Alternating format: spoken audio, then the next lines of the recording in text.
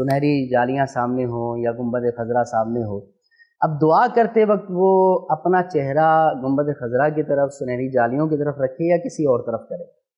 کس طرف منہ کر کے دعا کرنی چاہیے؟ دیکھیں، ایک بات تو آپ یہ ذہن میں رکھیں کہ قبرستان جائیں یا کسی قبر پہ جائیں، نارمل عام بات کر رہا ہوں، تو وہاں پر بھی جا کے سنت یہ ہے کہ سلام کہیں، ٹھیک، السلام علیکم یا اہل القبور۔ اچھا، سرکار دو عالم صلی اللہ تعالیٰ علیہ وآلہ وسلم کے روضہ اطہر پر حاضر ہوں تو وہاں پر تمام لوگ وہاں جو کھڑے ہیں وہ بھی یا جو گزر رہے ہوتے ہیں، سب کیا کہہ رہے ہوتے ہیں؟ سلام پیش کریں، درود و سلام پیش کریں۔ اب ہر بندہ اپنے اپنے حساب سے الصلاۃ والسلام علیکہ یا رسول اللہ، صلی اللہ علیہ یا رسول اللہ، السلام علیکہ ایھا النبی، جس نے جو درود پڑھنا ہوتا ہے۔ اب آپ غور کریں کہ درود جو ہے کیا یہ بذات خود دعا نہیں ہے؟ درود بذات خود دعا ہے، کیونکہ درود کیا ہے؟ اللہ کی بارگاہ میں عرض کرنا کہ اے اللہ اپنے نبی پر، ہمارے آقا پہ رحمت نازل فرما۔ درود شریف یہی ہے نا، اللہم صلی علی سیدنا و مولانا محمد۔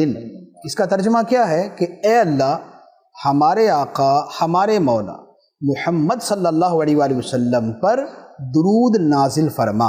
یہ ہے درود، تو درود ہے دعا۔ جب آپ روضہ اطہر پر حاضر ہوتے ہیں، سنہری جالیوں کے سامنے جاتے ہیں، تو آپ کدھر منہ کر کے یہ پڑھتے ہیں؟ بالکل سنہری جالیوں کی طرف۔ قبلے کو آپ کی پیٹھ ہوتی ہے، نبی پاک علیہ الصلوۃ والسلام کی طرف آپ کا جو ہے وہ چہرہ ہوتا ہے، اور اب آپ وہاں پر اللہ کی بارگاہ میں دعا کرتے ہیں۔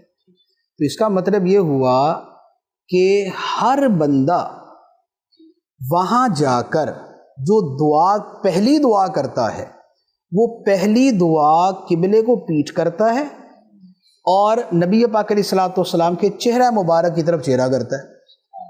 تو جب آپ اس دعا میں، وہ دعا بھی تو اللہ تعالیٰ سے ہی ہے نا، ٹھیک، وہ بھی تو اللہ تعالیٰ سے دعا، جب وہ دعا اللہ تعالیٰ سے کرتے ہوئے آپ نبی پاک علیہ الصلوۃ والسلام کی طرف چہرہ کر رہے ہیں اور قبلے کی طرف آپ پیٹھ کر رہے ہیں، تو جو اس سے اگلی دعا ہے کہ اور کوئی دعا مانگنی ہے، تو اس میں کیوں یہ ضروری ہے کہ اب یوں ہو جائے؟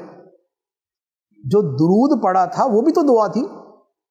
جب وہ دعا تھی اور اس دعا کے اندر تو آپ نے ادھر کو منہ کیا، ادھر کو پیٹھ کی، اب اس سے اگلی دعا کے لیے یہ کیوں ہے کہ آپ اب یوں کر لیں اور آپ ادھر کو پیٹھ کر دیں؟ اچھا، پھر درود پاک کے اندر آپ یہ دیکھیں، درود پاک صرف اتنا نہیں ہوتا کہ اے اللہ نبی پاک علیہ الصلوۃ والسلام پر رحمت نازل فرما۔ درود پاک کے الفاظ میں تو یہ بھی شامل ہے نا، السلام علیکہ ایھا النبی ورحمۃ اللہ وبرکاتہ، السلام علینا وعلی عباد اللہ الصالحین۔ یہ جو السلام علینا ہے، اس کا کیا مطلب ہے؟ اے اللہ ہم پر سلامتی نازل فرما۔ یہ دعا تو اپنے لیے کی نا، درود پاک کا تو چلے کوئی یہ کہہ سکتا ہے جی یہ تو دعا ہی نبی پاک علیہ الصلوۃ والسلام کے لیے تھی، لیکن اگر کوئی یہ پورا درود ہی پڑھتا ہے کہ درود ابراہیمی اور ساتھ میں سلام نماز، یہ دونوں کو ملا کے پڑھتا ہے، تو اب وہاں پر اپنے لیے بھی جو دعا اس نے کی ہے وہ ادھر منہ کر کے کی ہے اور قبلے کو پیٹھ کی ہے، تو اب اپنے لیے سلامتی کی دعا کرتے ہوئے بھی یہ ہے، تو اب کیا ضروری ہے کہ اس سے اگلی بات جب مانگنا شروع کریں تو اب پھر جائیں آپ۔ اگر پہلی جائز تھی تو یہ بھی جائز ہے، اگر وہ دعا ادھر منہ کر کے جائز تھی تو اسے بعد والی دعا بھی اسی طرح جائز ہو جائے۔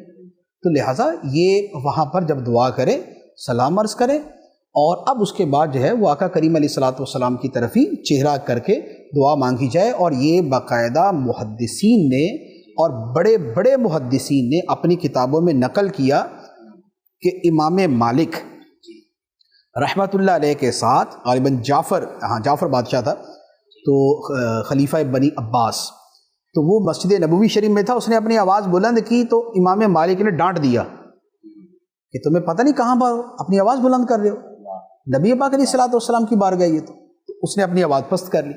پھر جب وہ دعا مانگنے لگا تو اس نے کہا کہ میں دعا قبلے کی طرف منہ کر کے مانگوں یا ادھر منہ کر کے، سرکار علیہ الصلوۃ والسلام کی طرف منہ کر کے؟ تو امام مالک نے فرمایا کہ تم اپنا چہرہ اس طرف سے یعنی سرکار علیہ الصلوۃ والسلام کی طرف سے کیسے پھیر سکتے ہو کہ وہ تو وہ ہیں کہ تمہارے بابا حضرت آدم علیہ الصلوۃ والسلام نے بھی انہی کو وسیلہ بنایا. سبحان اللہ سبحان اللہ. تو لہٰذا وہاں پر دعا مانگے تو سرکار علیہ الصلوۃ والسلام کی طرف چہرہ دعا تو اللہ تعالیٰ سے کرنی ہے. اب آپ نے چہرہ ادھر کر لیا اس سے ایسا کوئی فرق نہیں پڑتا. نماز کے لیے قبلہ خانہ کعبہ ہے، دعا کے لیے نہیں ہے.